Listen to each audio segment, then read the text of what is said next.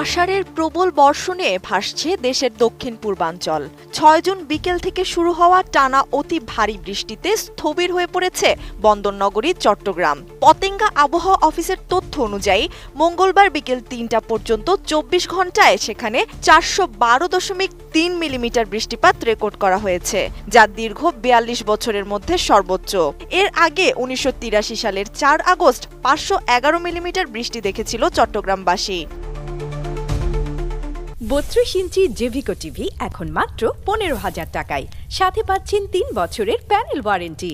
টানা বর্ষণের সাথে দুপুরের জোয়ার যুক্ত হওয়ায় নগরীর প্রধান প্রধান সড়ক সহ অন্তত ২০টি নিচু এলাকা এখন কোমর থেকে বুক সমান পানির নিচে।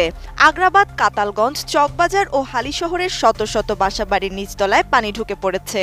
খালের উপচে পড়া পানি সামাল দিতে খুলে দেওয়া হয়েছে স্লুইস গেটগুলো।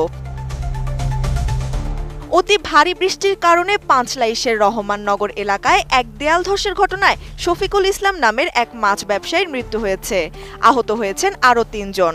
পরিস্থিতি নিয়ন্ত্রণে মাঠে নেমে চসিক রেড ক্রিসেন্টের ১০১ সদস্য বিশিষ্ট র্যাপিড রেসপন্স টিম গঠনের ঘোষণা দিয়েছেন মেয়র ডাক্তার শাহাদাত হোসেন। বৈরী এই আবহাওয়ার কবলে পড়ে সম্পূর্ণ বন্ধ হয়ে গিয়েছে কর্ণফুলী নদীর বহির্নোঙর মাদার ভেসেলে থেকে পণ্য খালাস কার্যক্রম। শাহ আমানত আন্তর্জাতিক বিমানবন্দরে তীব্র ঝোড়ো বাতাসের কারণে আন্তর্জাতিক ও অভ্যন্তরীণ রুটের অন্তত ৫টি ফ্লাইট চট্টগ্রামে নামতে না পেরে ঢাকায় ফিরে যেতে বাধ্য হয়েছে। ষোলশহর ও জান আলীহাটে রেললাইন পানিতে তলিয়ে যাওয়ায় এবং দোহাজারীতে রেলপথে গাছ ভেঙে পড়ায় শত শত যাত্রী নিয়ে দীর্ঘ সময় আটকে থাকে ঢাকা ও কক্সবাজারগামী পর্যটক ও প্রবাল এক্সপ্রেস। টানা বর্ষণে বান্দরবানের সাঙ্গু ও মাতামুহুরী নদীর পানি বৃদ্ধি পাওয়ায় এবং পাহাড় ধসের তীব্র ঝুঁকি হওয়ায় আগামী ১০ জুলাই পর্যন্ত জেলার সব পর্যটন কেন্দ্র ও নদীপথ বন্ধ ঘোষণা করেছে জেলা প্রশাসন।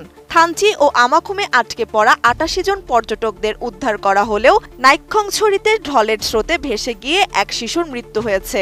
এছাড়া কক্সবাজারে ৩৬ ঘন্টায় ১৭৬ মিলিমিটার বৃষ্টিপাতে শহরের নিচু এলাকা প্লাবিত হয়েছে। কক্সবাজারে পাহাড় ধসে নিহত হয়েছে বেশ কয়েকজন। সেন্ট মার্টিন নৌপথ ৫ দিন ধরে বন্ধ থাকায় দ্বীপে দেখা দিয়েছে তীব্র নিত্যপণ্যের সংকট।